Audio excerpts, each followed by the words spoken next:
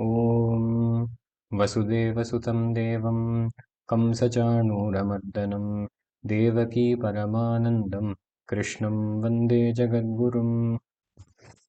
கடந்த சத்சங்கத்தில் பகவத்கீதையோட முதல் ஸ்லோகத்தை பார்த்தோம்.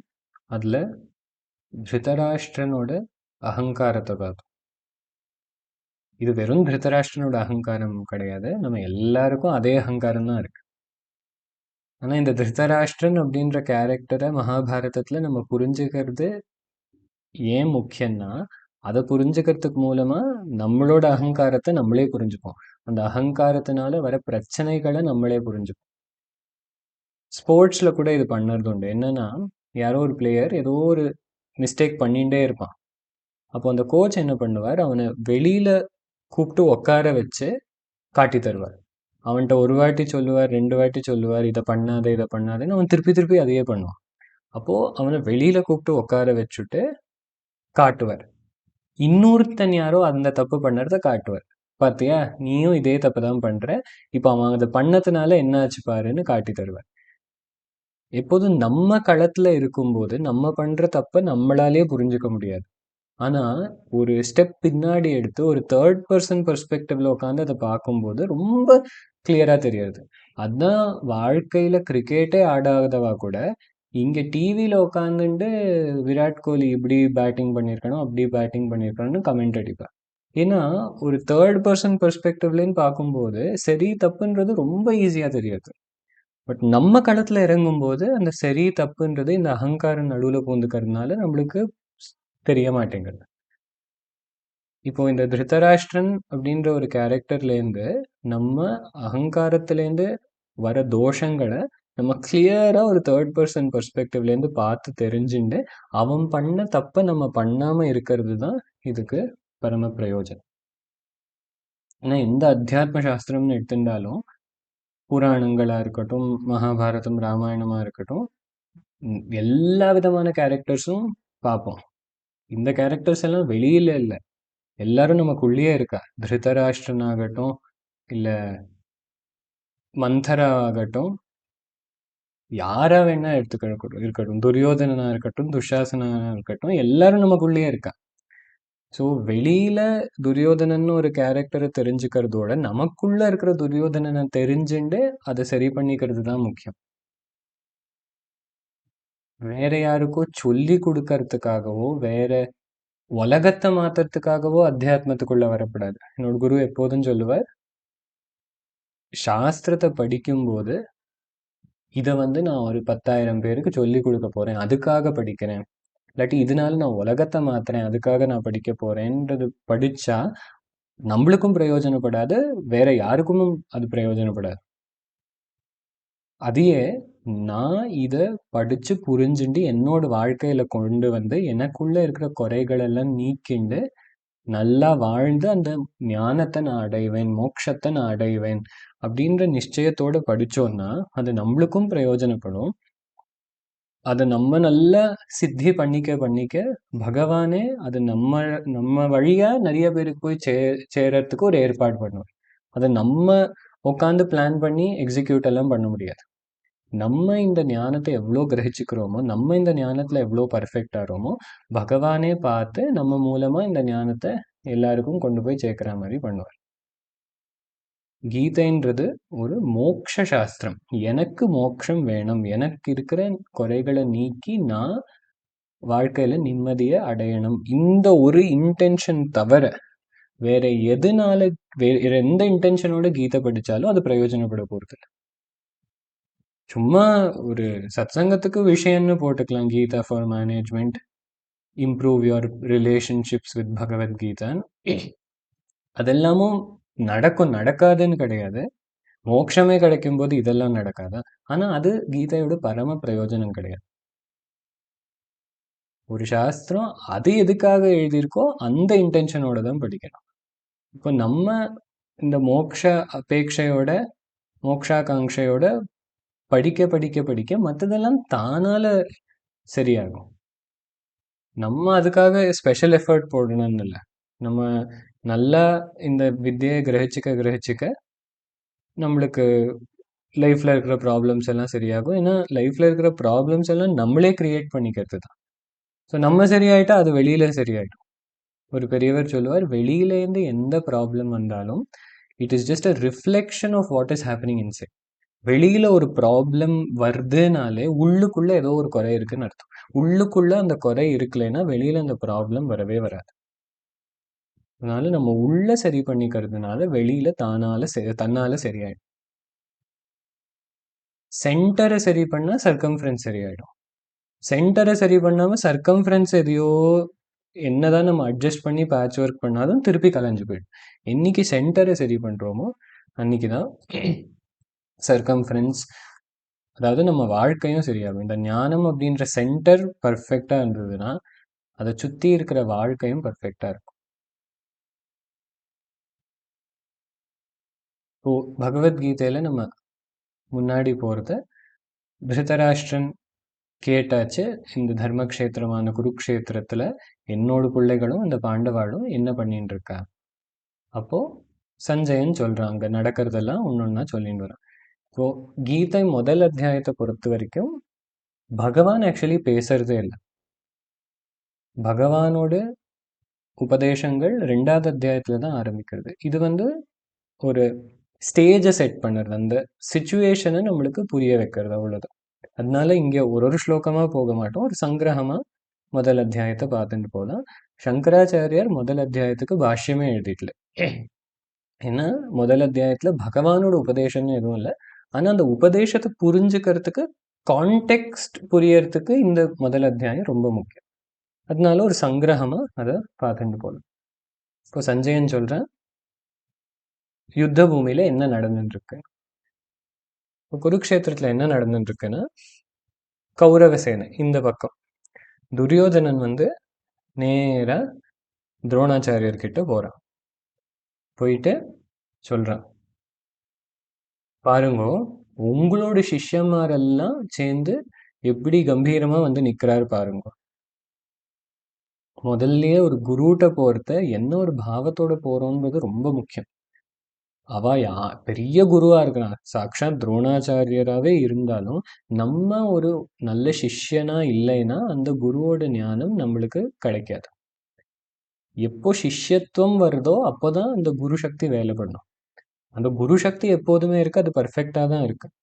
ஆனா நமக்குள்ள எப்போ அந்த சிஷ்யத்துவம் வருதோ அப்போதான் அந்த குரு சக்தி நம்மளுக்கு பிரயோஜனப்படும். இல்லாட்டி சிஷ்யத்துவத்தோட இன்னொருத்தவன் தானே அவனுக்கு பிரயோஜனப்படும். நம்மளுக்கு எப்போ பிரயோஜனப்படும்னா நம்ம அந்த சிஷ்யனா மாறணும். அதனால குரு பர்ஃபெக்ட் ஆக்கிறதுலயே நம்ம பார்த்துருக்கோம். ஏதாவது பிரச்சனையானா, ஓ குரு சரியில்லை, எனக்கு சொல்லி கொடுத்தவா சரியில்லை. சொல்லி கொடுத்தவ சரி பர்ஃபெக்டா தான் இருக்கா, அவ எவ்வளவோ பேருக்கு சொல்லி கொடுத்து அவெல்லாம் நல்லா தான் இருக்கா.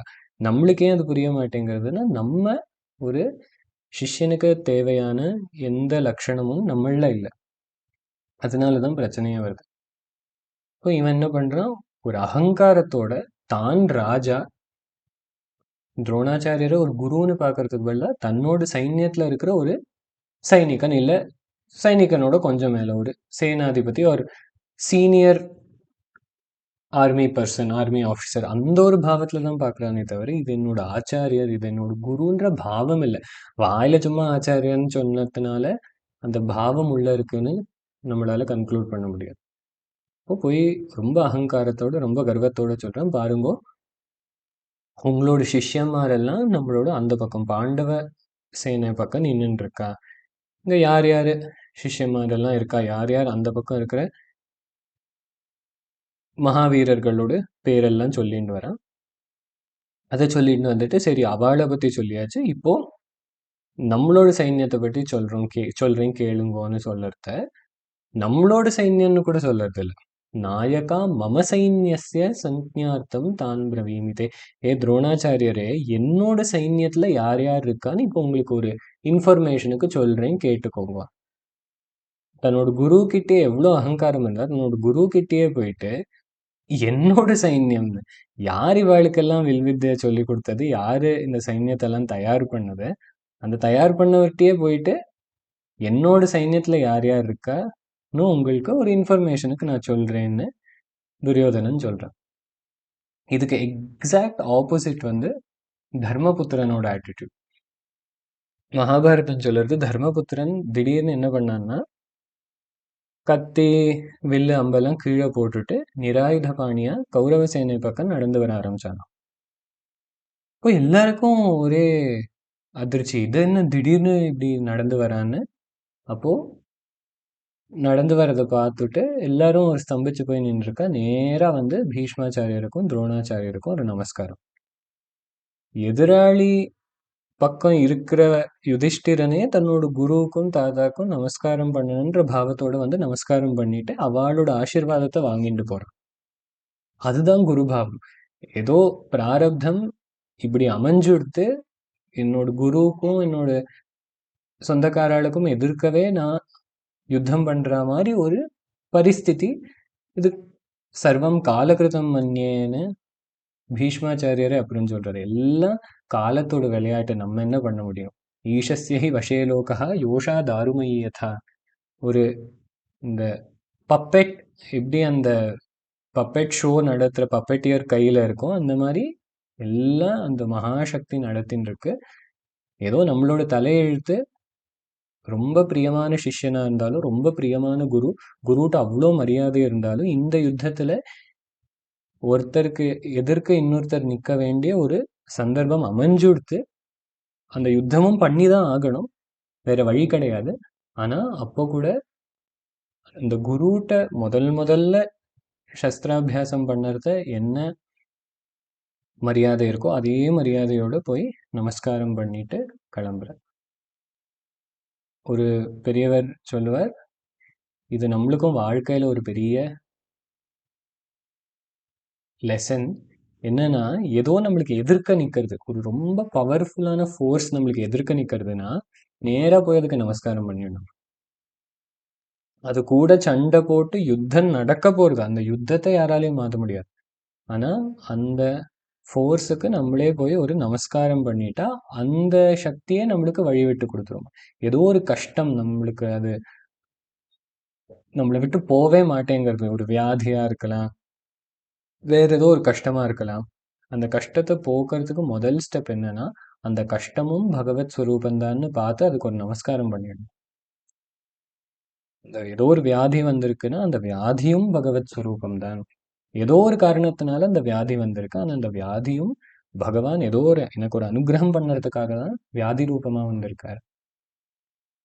நாராயண பட்டத்திரி சொல்றார், அவரு ரொம்ப ஒரு வியாதினால கஷ்டப்பட்டு குருவாயூர் க்ஷேத்திரத்துக்கு வந்து அப்புறம்தான் அந்த வியாதியை போக்கிக்கணுன்றதுக்காக தான் நாராயணியம் அப்படின்ற கிரந்தத்தை எழுத ஆரம்பிச்சார். அதுல ஒரு ஒரு தசகத்திலையும் கடைசியில கேட்பார், பாஹிமாம் சர்வரோகாத், என்னோட இந்த வியாதியை போக்கு குருவாயிருப்பா. ஆனா கடைசியில சொல்றார், இந்த வியாதி தான் எனக்கு பெஸ்ட் ஃப்ரெண்டு. ஏன்னா இந்த வியாதி வந்திருக்கலைன்னா நான் குருவாயூரப்பன்ட்ட வந்திருக்க மாட்டேன், பாகவத சங்கிரகமான நாராயணியம்ன்ற இந்த கிரந்தத்தை ரச்சனை பண்ணியிருக்க மாட்டேன். அதனால என்னை குருவாயூரப்பன்ட்ட கூட்டின்னு வந்த இந்த வியாதியே எனக்கு ஒரு பெரிய ஃப்ரெண்டு. இந்த மாதிரி என்ன ப்ராப்ளம் நம்மளுக்கு லைஃப்ல வந்தாலும் அதுவும் பகவத் ஸ்வரூபம் தான், பகவான் தான் அந்த ப்ராப்ளம் ரூபத்துல வரார். ஏன்னா ஏதாவது நல்லது வரத்த அதை பகவான்னு ரொம்ப ஈஸியா பார்த்துடலாம் நம்ம. ஆனா ஒரு ப்ராப்ளம பகவானா பார்க்க முடியுமா, ஒரு கஷ்டத்தை நம்ம பகவானா பார்க்க முடியுமான்றதுலாம் அதுலதான் நம்ம எவ்வளோ பக்குவமா இருக்கோன்றது தெரியும். இப்படி யுதிஷ்டிரன் ஒரு பக்கம் வந்து நமஸ்காரம் பண்ணிட்டு போறான், துரியோதனன் அதே பக்கம் இருந்துட்டு அவளோட ஆசிரயத்திலேயே இந்த யுத்தத்தை நடத்திண்டு, ஆனா அவாட்ட ஒரு அகங்காரத்தோட பேசிட்டு இப்படி இருந்துட்டு இருக்க. இப்படி போயிட்டே இருக்கிறத துரியோதனன் ஒரு வார்த்தை சொல்றான், அபர்யாப்தம் ததஸ்மாகம் பலம் பீஷ்மாபிரக்ஷிதம் பர்யாப்தம் துதமேதேஷாம் பலம் பீமாபிரக்ஷிதம். இந்த பக்கம் கௌரவ சேனை பக்கம் 11 அக்ஷௌஹிணி படை இருக்கு, பாண்டவா பக்கத்துல 7 அக்ஷௌஹிணி படை தான் இருக்கு. ஸோ நம்ம சைன்யத்தோட சைஸ் வைஸ் பார்த்தோம்னா கௌரவ பக்கம்தான் நிறைய சேனை இருக்கு. இங்க 11 அக்ஷௌஹிணி, அங்க வெறும் 7 அக்ஷௌஹிணி.